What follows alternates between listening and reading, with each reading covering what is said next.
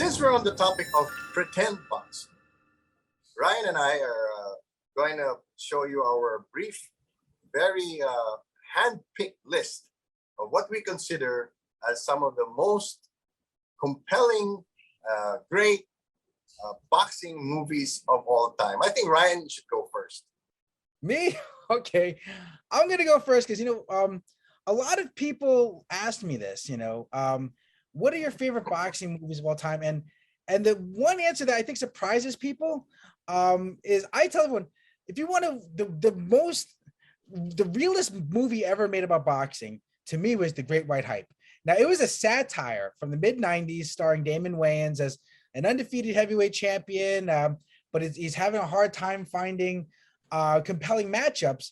And so this promoter, who's played by Samuel L. Jackson, he has to and he's sort of like a Don King character, kind of like that used car salesman type of mentality. They're trying to find a white contender to face him, because they're saying, listen, the biggest heavyweight championship fight of all time was Larry Holmes against Jerry Cooney. Why can't we do this again? And then there are no suitable white contenders, so they find the one guy who had beaten him as an amateur, who happened to be white.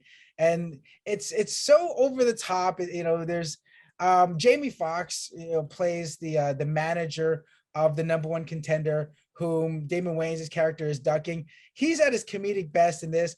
Just the corruption, it's like the cartoonish villainy that goes into putting together a boxing fight.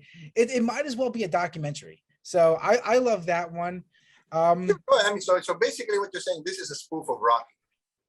It's a spoof of like everything that we go through every day in boxing.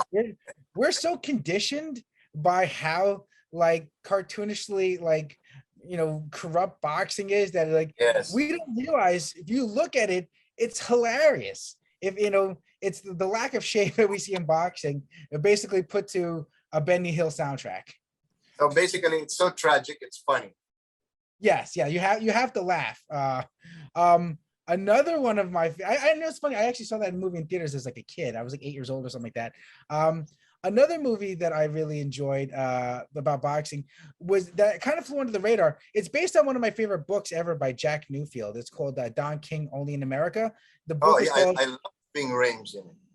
Oh, Ving Rhames really played a very good Don King there, and it's so funny because the title of the book really sums up what the movie's about: the life and crimes of Don King. Exactly. And this is it chronicles Don King's story coming from being a street criminal in Cleveland, going to prison, coming out, getting involved in boxing, and his unique set of skills, cultivated from running the numbers racket in Cleveland, being involved in organized crime, and then going to prison and not serving time, but having time serve him, when he was serving a prison sentence for manslaughter.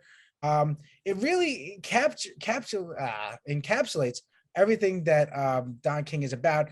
Darius McCrary, who we know as Eddie Winslow, he plays Muhammad Ali. I always thought that was kind of funny. Cliff Kozer, who is a heavyweight fringe contender, he plays Mike Tyson. He continued that role to the rest of his life, pretending to be like Mike Tyson, basically. Even gets a tattoo on his face, and very strange guy, but he looks the part in this movie. Very good, very well done. Jack Newfield, was one of my heroes in boxing journalism. And the third movie that I'm gonna mention is the Cinderella Man. Now, I'm not just saying that because I happen to be from 2 towns away from where Cinderella Man, James Braddock, is from. I'm from Cliffside Park. He's from North Bergen, New Jersey. But it's just, I love the book, first off, by Jeremy Schaap. He does a great job really putting together the times of, the Great Depression. And then the movie really shows just that time period of how difficult it was for Jim Braddock, who's really, a hard luck guy, a lot of hand problems, was on relief during the Great Depression, and becomes this great inspiring story, winning the heavyweight championship only a few blocks away from where I used to live in Woodside, Queens. So I have a lot of connection to that movie, and for me, that's why it was special.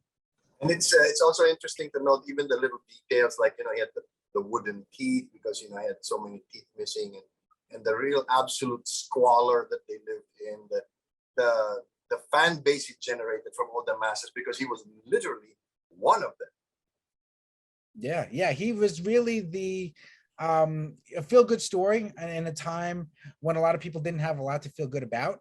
But I thought that it was just very well done. Russell Crowe really put a lot of work into taking on that role. The one issue I have with it is the portrayal of Max Baer as this Yes. villain, and I thought that it didn't need that. I thought that Max, yeah, I mean, obviously it's the easy thing to do to have this good guy against bad guy story. Even though if people who've read the Cinderella Man book will know that Jim Braddock wasn't like, this He was man not in a the, saint. yeah, there was one story where like he punches out the chief of police or something from North Bergen, New Jersey, because he made fun of his brother. There was like, he was kind of a crazy guy. He was a boxer, so to speak. So but Max Baer was not like that. Max Baer was this kind of lovable guy, very funny. He I remember like I think his last words were when he was dying of a heart attack, where someone asked, is there a house doctor here? He's like, no, I want a people doctor. And then he died, unfortunately. Yeah, I think that's just the kind of guy that Max Baer was. And I thought that they sort of did a disservice by doing the kind of cheesy Hollywood thing. All right. Now I've seen so many boxing movies throughout the years. But first on my list, of course, is Rocky, because that sort of propelled, this whole interest in boxing. And it covered a different era. For some of you guys probably weren't alive yet. It's the whole US bicentennial and all of that. The same thing. Let's find some schlub somewhere, yung talagang kawa-awa tao, gawin natin yung heavyweight contender. It was basically a charity move that backfired. Plus, of course, what Sylvester Stallone went through to do that movie. They were just given plywood to nail together as dressing rooms in the freezing cold in Philadelphia. He had to sell his dog and all of that, and then does big at the Oscars. So for me, more for the what it has done for the genre. Plus, of course, it's a damn good film. The second one on my list is Million Dollar Baby, which in more recent times brings to light what's really going on in boxing. Not just from how hard it is to become successful in boxing, how much you have to sacrifice, but also behind the scenes, like Hilary Swank's character when she gets paralyzed, all of a sudden the relatives are all there. Everybody's trying to milk what they can out of her before she dies or if she recovers. And then the mercy killing at the hands of her trainer Clint Eastwood. And again, did very well with the critics, did very well,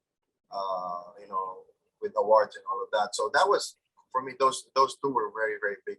One of my favorites, of course, is Raging Bull.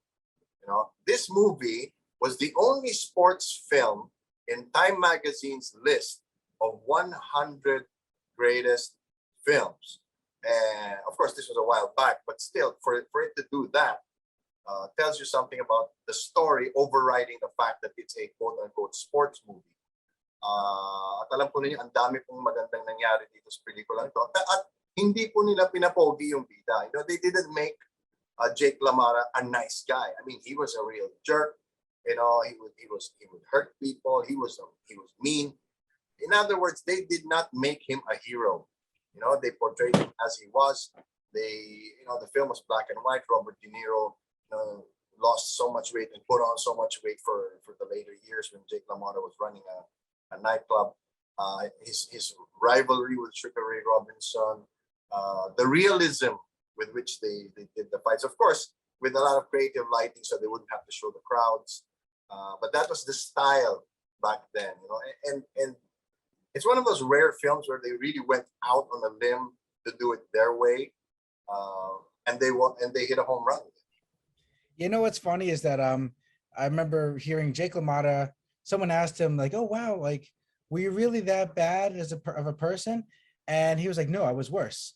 The book that it's based on is really amazing, and it actually starts off with him talking about like it has one of the best openings of a book. Like it talks about like how he it's like so there was this bookie named and like he talks about like jumping a bookie. That's like the name the beginning of that the story in the book, and it just there's so much there that you know it's very raw, and I just love that it's not just one of the best boxing movies. I think it's probably the best boxing movie of all time. It's one of the best movies of all time. I loved how they built the rings.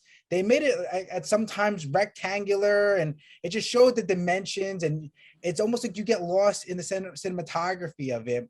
And the Sugar Ray Robinson, the St. Valentine's Day massacre scene. I love that so much because just the way it just you have the smoke behind him, and it's just surreal. And LaMotta, De Niro's just getting beaten around the ring, and you never knocked me down. You know, it was so well done. It was like this movie masterpiece that just happened to involve boxing. All right, so that's our short list. We should do like 3 hours of this. Oh yeah, no, yeah, I can tell we both have this great passion for both boxing movies and film. So, there are a lot of bad movies. Don't get me wrong, but this is when the boxing movies are done well, they're really done well.